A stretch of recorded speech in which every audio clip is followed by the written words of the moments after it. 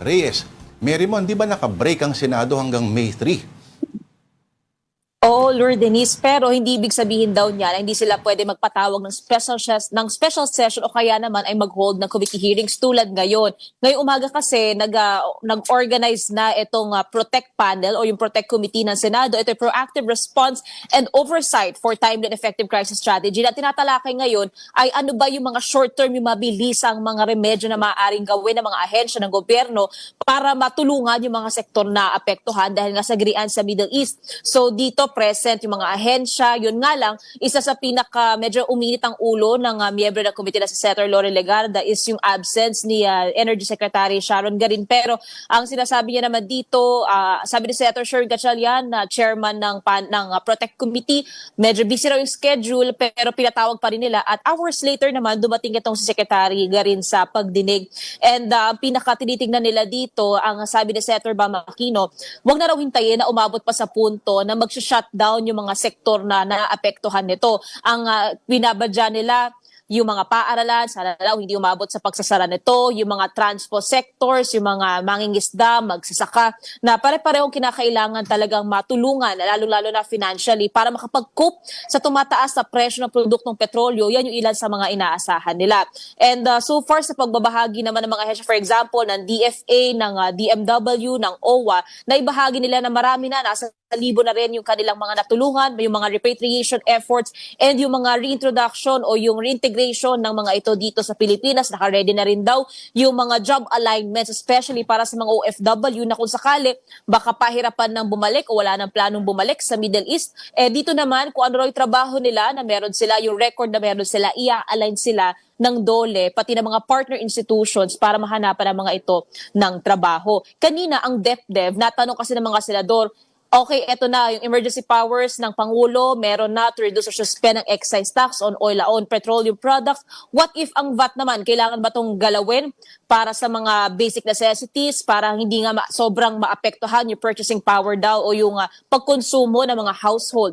Ang nasabi dito ng DepDev, so far, ang nakompute kasi nila, pagdating daw sa VAT, kung gagalawin ito sa mga oil products, ang nakikita nila dito, maaaring mas slow down daw yung ekonomiya ng bansa. Yung sa basic necessities, hindi pa raw nila nakocompute ito. But then again, ang maganda raw dito to mitigate kung sakaling gagalawin pa nga ang mga buwis, ay humanap daw ng ibang sources of revenue para naman ma-offset yung possible losses naman kapag ginalaw pa ang ilang mga buwis. Balik sa inyo. Marymon, 17 billion pesos. 17 billion pesos potentially ang maaring matipid raw ng gobyerno kapag pinospone muna natin ang pag-host ng ASEAN. Si Ping Lacson is open to the idea. Sa pagkakaalam mo, may nakausap ka ba or may mga naglabas ba ng statement ng mga senador na sinasabi na, oo, baka maintindihan naman siguro, no, ng mga kapitbahay natin sa ASEAN kung bakit ipopospone muna natin ang hosting nito. Kasi mas kailangan ng Pilipino.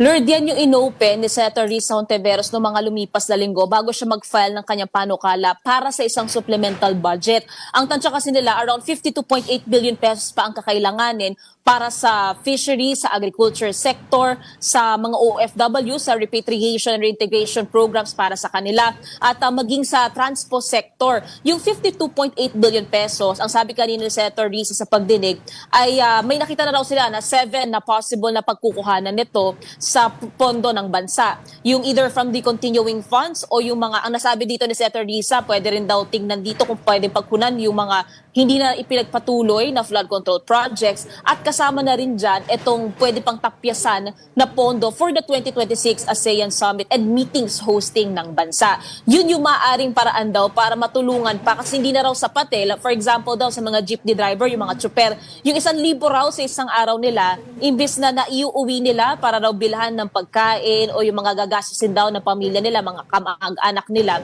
nauuwi daw kalahati, 60 minsan 70% daw, pambili pa lang ng pagkarga ng diesel sa kanilang mga unit. So doon pa lang kapos na raw, kulang na raw. And ang sabi pa ni Senator Bam Aquino naman, kailangan maganda raw magdeklara na ng state of national emergency para magkaroon na ng pag-establish ng ceiling prices pagdating sa mga pangunahing bilihin, and yung ibang mga subsidies pa mai-release na at maipamigay na. Pero ang binahagi naman kanina ni DSWD Secretary Rex Gatchalian na present din sa pagdinig is lahat ng mga TNVS drivers, una lang daw nilang ni-roll out yung subsidy sa mga ito sa Metro Manila kasi pagdating daw sa logistics, pinakamarami raw yung PUV drivers o yung mga tricycle drivers, mga mototaxi or other TNVS drivers sa Metro Manila. Pero kinukuha na rin daw nila ang datos para pasalabas ng Metro Manila at magro-roll out na rin daw sila netong cash assistance para nga matulungan lahat. Ang sinasabi dito, lahat daw ng mga tropel, lahat daw ng TNVS, basta pasok din daw doon sa datos nga na kanilang makokolekta. Pagdating sa mga motorcycle drivers, around 700,000 na mga tricycle drivers ang kanilang matutulungan, lahat daw ito kasama. And tuloy-tuloy naman daw yung kanilang efforts para nga maabot ang mga ito. At hindi lang daw ito isang beses lang. Maari 4 to 6 months mabibigyan daw nila ng tulong itong mga nasa transpo sector.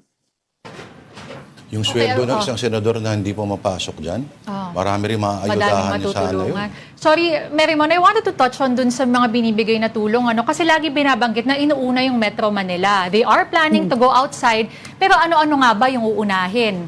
'Di ba? Before may report sinabi, uunahin yung mga bigger cities pa rin. Cebu, Davao. Paano naman yung ibang mas maliliit?